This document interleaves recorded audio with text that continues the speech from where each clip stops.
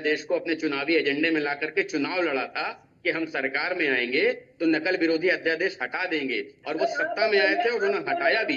ये वो बात कर रहे हैं कि इनको छात्रों के भविष्य की चिंता है। अगर आपको भविष्य की चिंता थी तो आपने नकल विरोधी अध्यादेश को क्यों नहीं जारी रहने दिया? आपने क्यों इस मुद्दे पे चुनाव लड़ा? क्यों आते ही आपने सत्ता में इसको हटा दिया? और उसके बाद जो जो जो प्रतिशत गया पास आउट होने वाले छात्रों को, ये मुझे बताने की आवश्यकता नहीं है। जो 15% से कम हाई स्कूल और 30% के आसपास इंटर का चला गया था, आप सोचिए 80-85% जाकर के पहुंच गया। तो आप कम से कम इस तरह की चिंता मत करिए, क्योंकि पूर्व में आपके द्वारा किया गया कृत्य सबने देखा हुआ है। आप लोग बाकायदा आजवा ऐसे सेंटर पे लोगों को, नकल माफियाओं को बाकायदा वहां पे फलीभूत करते थे, उनको एक एक ऑर्गेनाइजेशन चलाने के लिए छूट देते थे, और आपने उसी को चुनाव के एजेंडे में ला करके चुनाव लड़ा और आप सत्ता में आए, आपने नकल विरोधी अध्यादेश हटाया। तो कम से कम इस तरह की भाषा आप मत बोलिए कि आपको छात्रों की चिंता है। आपको छात्रों की चिंता होती तो मुझे बताइए, क्या ये किया कर रहा है? जैसे आपको जो बच्चे सही से ईमानदारी से पास हो रहे थे, नकल विरोधी अध्यादेश चलने देते, उनको पास होकर के आने देते। क्यों आपने ये हटाया? क्योंकि आपको ये पता था अगर ये होगा तो आप इसके अलावा आप सत्ता में नहीं आ पाएंगे, इसलिए आपने इसको चुनावी मुद्दा बकायदा इसको आपने चुनावी घोषणा पत्र में रखा और सत्ता में आकर के आपने हटाया। तो आपको कहां की चिंता हो गई? आप तो नकल को सपोर्ट कर रहे थे, वरना आपने इसको एजेंडा ही नहीं बनाया होता। और आप इस तरह की बात कर रहे हैं, तो कम से कम बोलने से पहले अपने पूर्व में करे हुए कृत्य को भी ध्यान रखिए कि आपने क्या किया है और आज आप बोल रहे हैं। देखिए, ये इस तरह की बातें बोलने से कुछ नहीं होता। आपने ये किया है और ये इसे सामने इतिहास के पन्नों में दर्ज है कि जब हाई स्कूल का रिजल्ट गिर गया, इंटर का रिजल्ट गिर गया चुनाव अध्यादेश के बाद, तो आप लोगों ने इसको एक चुनाव में एजेंडे में ला करके बाकायदा काम किया। तो आपके मुंह से बातें शोभा नहीं देती, तो कम से कम ऐसी बातें मत बोलिए जो लगे कि आप जब सत्ता में थे तो आप क्या कर रहे थे और आज आप विपक्ष में खड़े तो क्या बोल रहे हैं। आपने क्यों नहीं बोला तेजस्वी के पीएस के खिलाफ? आपने एक भी शब्द बोला? बताइए मुझे। डीजी सचिव का उसका सीधा सीधा तौर से नाम आया है, उनके समधी का नाम आया है। आप बताइए, इसके विरोध में आपने कुछ बोला? नहीं, क्योंकि आपको गठबंधन धर्म का पालन करना है, आपका गठबंधन टूट जाएगा। तो ये सत्ता, देखिए राजनीति बहुत अलग विषय है। एक बात समझिए, अरे मेरी सुन लीजिए, आपका डीपी यादव जी जब नंबर आया आप बोलिएगा भी मेरा नंबर है। यदि आप इतनी ही पारदर्शिता चाहते थे और पारदर्शिता चाहते हैं तो नकल विरोधी अध्यादेश आपको हटाना ही नहीं चाहिए था। चुनाव में इसको एजेंडा बाकायदा घोषणा पत्र में लेकर के चुनाव लड़ना ही नहीं चाहिए था। तो आप इस तरह की बातें मत करिए। आपने नकल को बाकायदा प्रोत्साहन दिया है। इस तरह की ऑर्गेनाइजेशन चलाने वालों को बाकायदा एक ऑर्गेनाइज ऑर्गेनाइजेशन चलाने के लिए आपने छूट दी थी। तो आप इस तरह की भाषा शैली का इस्तेमाल मत करिए, क्योंकि आपकी कथनी करने में अंतर हो। पूर्व में इतिहास के पन्नों में दर्ज है कि आपने 15% का रिजल्ट 85% जाकर के पहुंचा दिया था अध्ययन से हटाते हुए। तो इसमें क्या जो ईमानदारी से बच्चे परीक्षा दे रहे थे उनका हक नहीं मारा गया?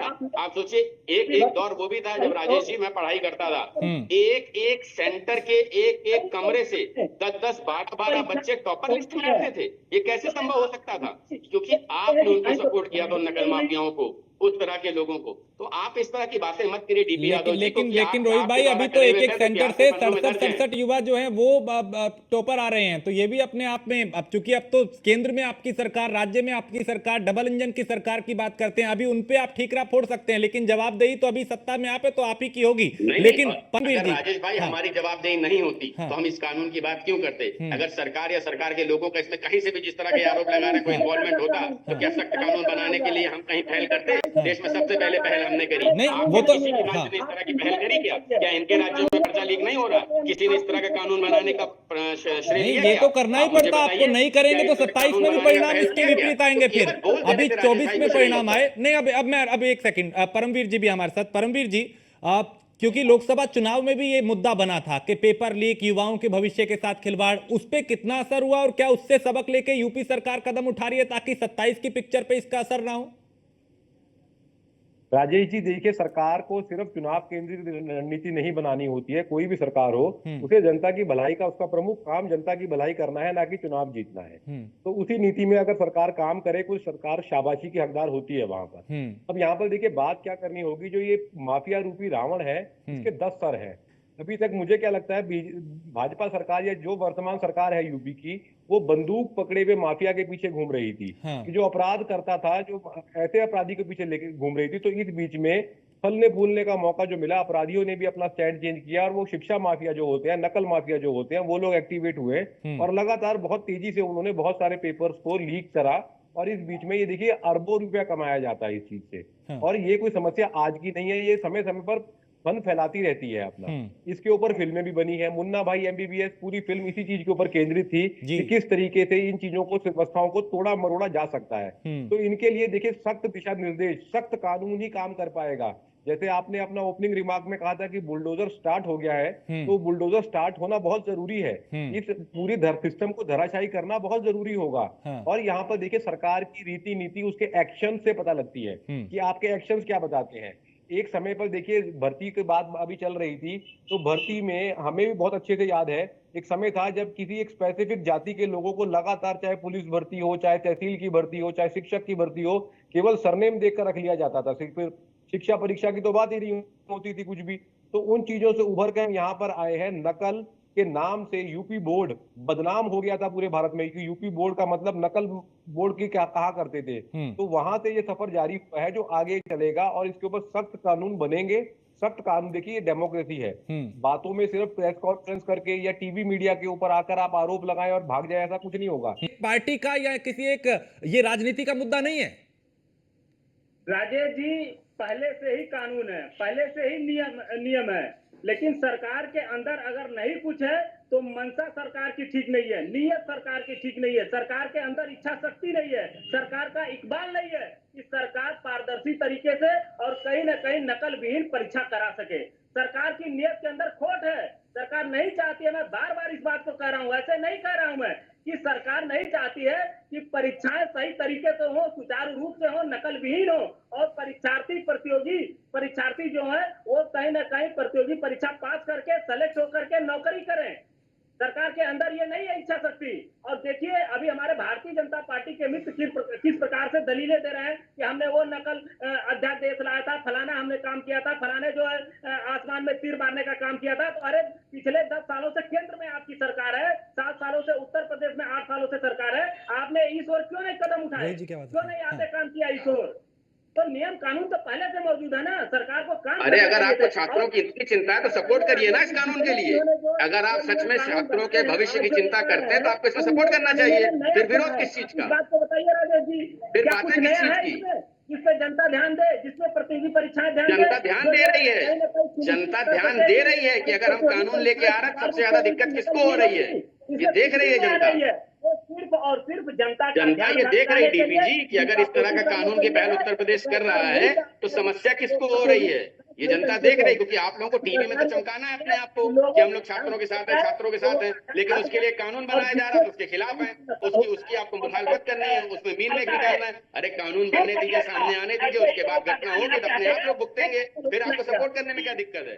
हर चीज में राजनीति करनी है, कुछ भी चीज हो जाए राजनीति करनी है। आपके गठबंधन के लोग करें तो उनके खिलाफ बोलना नहीं है, लेकिन भारतीय जनता पार्टी के लिए हो तो आप सबको एक साथ बोलना है, अपने लोगों के खिलाफ बोलना नहीं है। तो जनता तो देख रही है सामने। उत्तर प्रदेश में पूरी तौर से फेल हो चुकी है सरकार। कोई भी प्रतियोगी परीक्षा आप बताइए राजेश जी से फेल हुई होती तो दोबारा सत्ता में हम आए हैं, तिबारा भी सत्ता में आएंगे। इन्होंने सही से कराई हो तो ये बताएं, ये नहीं करा पाए हैं और आगे भी ये नहीं करा पाएंगे। ये पूरा उत्तर प्रदेश, पूरा देश जान चुका है। आने दीजिए ना कानून। आप ज्योतिष है क्या डीपी यादव जी? आप ज्योतिषी तो नहीं है ना, कानून आने दीजिए।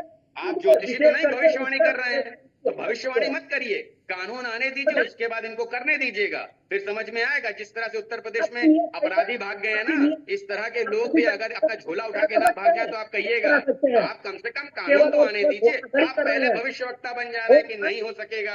आप नकल विरोधी कानून भी खत्म करते हैं, उसके चुनावी एजेंडे में लेके आते हैं, सरकार बनाते हैं, खत्म भी करते हैं। और ये प्रतियोगी परीक्षार्थी जितने भी हैं सब जानते हैं कि भारतीय जनता कर दिया था नकल विरोधी अध्यादेश हटा करके, और आज आपको छात्रों की चिंता है। आप लोग बाकायदा अजवा में पूरा गैंग चला रहे थे, पूरे देश में जो हाई स्कूल पास नहीं कर पाता था अजवा से पास हो रहा था। अब ऐसा कोई उदाहरण दिख रहा है क्या आपको? तो आपको इस समय सपोर्ट करना चाहिए। विरोध किस चीज का? आपके हार निश्चित रूप से होगी। भविष्यवक्ता क्यों बन रहे हैं? कानून आने दीजिए, उसके बाद ये होने दीजिए, आपको पता चलेगा सरकार क्या करती है। कानून का सपोर्ट करिए, भविष्यवक्ता मत नहीं है, कम से कम कीजिए। ये ज्योतिषी का शो नहीं है कि ज्योतिष के लिए भविष्यवाणी करी जा रही है। ये शो है, आज डिबेट है उत्तर प्रदेश की सरकार द्वारा इस तरह के चीजों पर कानून बनाने का। तो भविष्य की वक्ता क्यों बन रहे हैं इस पे आप? प्रतियोगी परीक्षाएं जो होंगी वो सही तरीके से होंगी। आप जो नियम कानून लेकर के आए हैं वो बताइए कैसे सुनिश्चित करेगा ये?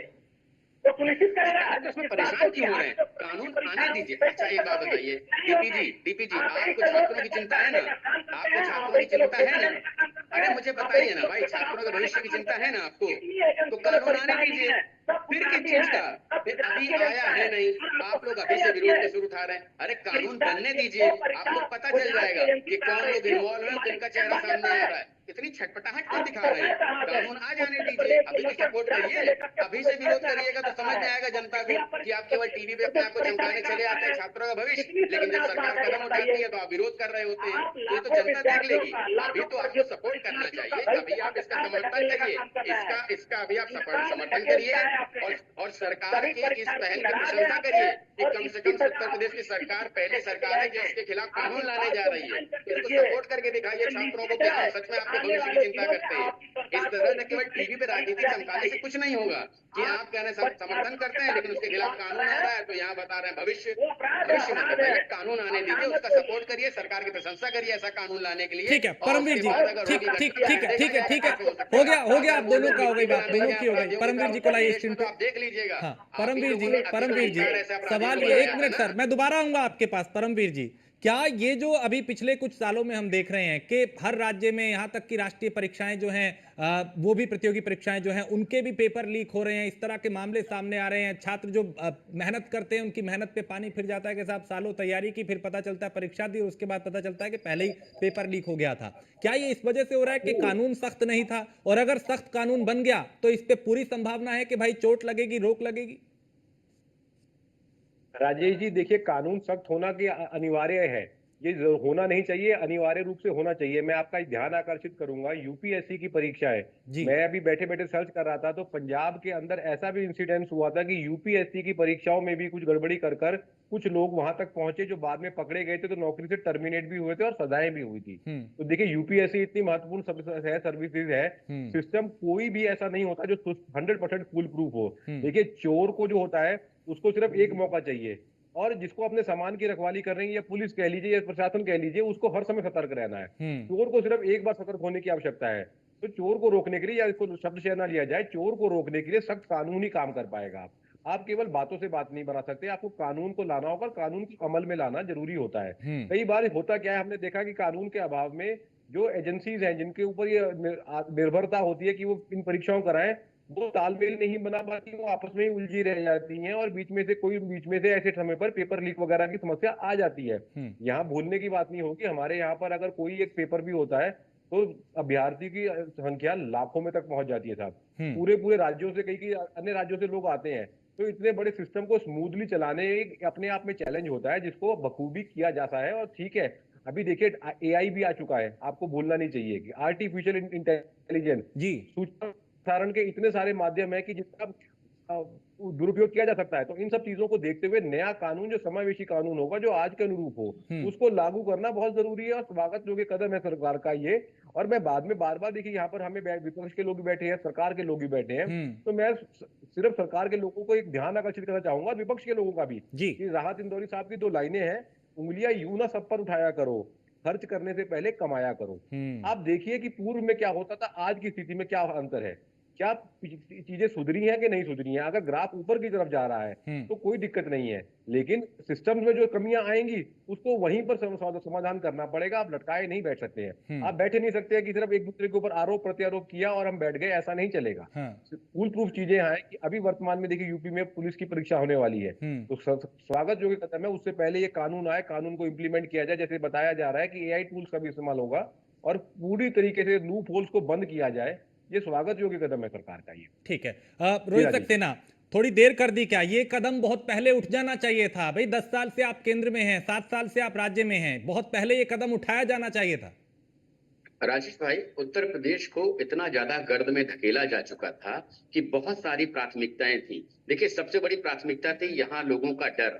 आपको बहुत अच्छे से पता होगा, भारत के बाहर तो छोड़ दीजिए, भारत के अन्य राज्यों के लोग भी उत्तर प्रदेश में व्यापार करने आना पसंद नहीं करते थे, क्योंकि उनको पता था वहाँ माफिया राज बहुत अच्छे से फलीभूत हो रहा है। उनको उगाही करनी होगी, उनको जो है गुंडा टैक्स देना होगा, अगर आप नहीं देंगे तो आपने देखा होगा जो पकड़ चलती थी, जो एक बाकायदा एक ऑर्गेनाइजेशन चलती थी कि व्यापारी को अगर आने से देर हो गई तो 1 घंटे बाद फोन आ जाता था, कितने पैसे दे दीजिए वरना मार दिया जाएगा। तो उत्तर प्रदेश को इन लोगों ने इतना गर्द में फेंक दिया था। और आपको बहुत अच्छे से याद होगा, योगी आदित्यनाथ जी के पहले जितने मुख्यमंत्री उत्तर प्रदेश में रहे हैं, सभी एक ही बात की दलील करते थे कि उत्तर प्रदेश को बीमारू राज्य घोषित करिए और हमें उसका अनुदान दीजिए, उसका हमें पैसा दीजिए। उत्तर प्रदेश में पहला मुख्यमंत्री ऐसा मिला जिसने कहा उत्तर प्रदेश उत्तम प्रदेश है और उत्तर प्रदेश नंबर 1 है। तो हमारे पास काम करने की इतनी प्राथमिकताएं थी। आज वही उत्तर प्रदेश है ना जहां माफिया विहीन हो गया है, जहां आज भारत को छोड़िए, भारत के बाहर के लोग इन्वेस्ट करने आने लग गए नहीं हैं। तो ऐसा तो नहीं कि आप पूरे आपराधिक, नहीं इसी से जुड़ा हुआ है सर सवाल, इसी से जुड़ा हुआ है कि ऐसा तो नहीं कि आप अपराधियों के पीछे तो पड़ गए कि भाई ये जो माफिया इनको खत्म करना है, लेकिन जो नकल माफिया थे वो नजर से छूट गए और वो इसका फायदा उठाते रहे। यहाँ पे बहुत ज्यादा दिक्कतें थी, हमारी बहनों को इतनी दिक्कत होती थी। आप सोचिए जब ये कह दिया जाता है इस प्रदेश में कि मतलब बच्चों से गलती हो जाती है, यानी बच्चियों को छेड़ने वालों को इस तरह का प्रोत्साहन दिया जाता है, तो ऐसी बहुत चीजें थी। हमें अपनी बहन बेटियों को सुरक्षित रखना था, हमें उनको एक लॉ। आप एक मुझे बताइए राजेश भाई, इतने चुनाव आपने भी देखे हैं, विपक्ष हमेशा लॉ एंड ऑर्डर पे बात करता था कि लॉ एंड ऑर्डर लचर है। और पहला ऐसा चुनाव हुआ था 2022 का, जब माननीय मुख्यमंत्री जी हर मंच से ये कहते थे कि आइए और लॉ एंड ऑर्डर पे बात करिए। कोई लॉ एंड ऑर्डर पे बात करता था क्या? पहली बार ऐसा हुआ कि सरकार लॉ एंड ऑर्डर पे बात कर रही और विपक्षी लॉ एंड ऑर्डर के आसपास नहीं भटक रहे थे। तो हमें इतना ज्यादा गर्द में गिरा हुआ उत्तर प्रदेश इन लोगों ने सौंपा था कि हमें बहुत सारी चीजें करनी थी। आप मुझे बताइए, आज उत्तर प्रदेश ही ऐसा राज्य, 1 मिनट रुक जाइए डीपी जी, आपकी बारी आएगी, आपकी बारी आएगी। मुझे पता है आप भी अगले चुनाव में इसी एजेंडे पे आएंगे कि ये जो कानून लाया जा रहा है, हम सत्ता में आए तो ये कानून हटा दिया जाएगा। जैसे 1992 के कानून को हटाने के लिए आप अपना चुनावी घोषणा पत्र में लेके आए थे, अब अगले चुनाव में इसको भी लेकर के आएंगे कि अगर हम सत्ता में आएंगे तो ये इस तरह के कानून को हटा देंगे। तो अभी आपकी बारी आएगी, रुक जाइए, आपका नंबर आएगा। अभी मेरा है तो मुझे बोलने दीजिए। आप राजेश भाई, समस्या सिर्फ यही है कि ये लोग जो टीवी पे और अन्य जगह पे छात्रों की बात करते हैं, छात्रों के भविष्य की बात करते हैं, यदि यथार्थ में उनके भविष्य को चमकाने के लिए कोई पहल सरकार करती है तो उसमें सरकार का ये साथ नहीं देंगे। जबकि अगले चुनावी एजेंडे में ले आएंगे सरकार ये कानून लेके आई है, हम हटा देंगे। तो ये इस तरह की इनका चाल चरित्र रहा, ये करेंगे, इसमें कोई दो राय नहीं है। और आज उत्तर प्रदेश आज जहाँ खड़ा हुआ है, कम से कम हमने लोगों का दिल जीता है, इसीलिए 3 बार केंद्र में और 2 बार यहाँ प्रदेश में रिपीट कर चुके हैं। तो इनको अब कोई मुद्दे तो मिल नहीं रहे हैं। सरकार यदि कोई अच्छा काम कर रही है, देखिए आप सोचिए कि जब मुख्तार ऐसा आदमी मरता है तो अखिलेश यादव उसके घर जाते हैं, लेकिन आप मैं क्या बोलूं, मुझे कहना नहीं चाहिए, कुछ चीजें राजनीति से परे होती हैं, लेकिन जहां सही जगह जाना चाहिए उनको वहां वो जाते नहीं है। तो अपराधियों को कैसे फलीभूत किया इन्होंने, कैसे अतीक को अतीक और मुख्तार को मुख्तार बनाया है, ये लोग जानते हैं, क्योंकि उनके ही दम पे सत्ता पे आते थे। और आज वो लोग जीवित नहीं है तो इनकी सत्ता के आप टूट गए हैं, तो इनको अब कुछ मिल नहीं रहा है। तो सरकार की जितनी नीतियां आएंगी उसका विरोध करना। अरे नीति आने दीजिए, देखिए एक अच्छा विपक्ष क्या होता है। अरे सुन लीजिए डीपी जी, अच्छा विपक्ष वो होता है जब सरकार किसी कानून को लेकर के आए और उसको इन्फोर्स करे, तो उसमें जो कमियां रह जाए उसकी ओर सरकार का ध्यान आकर्षित करे, न कि आने से पहले भविष्यवक्ता बन जाए, ये होगा वो होगा, ये नहीं होगा वो नहीं होगा।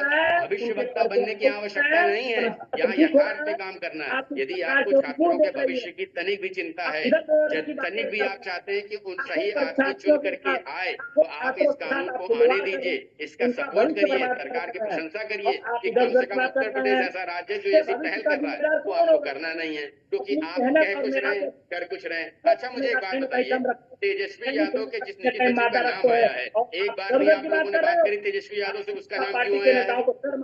एक बार भी बात करी कि उसका नाम आया तेजस्वी यादव, क्या कि उसके खिलाफ कर रहे हैं, ऐसा क्यों आया?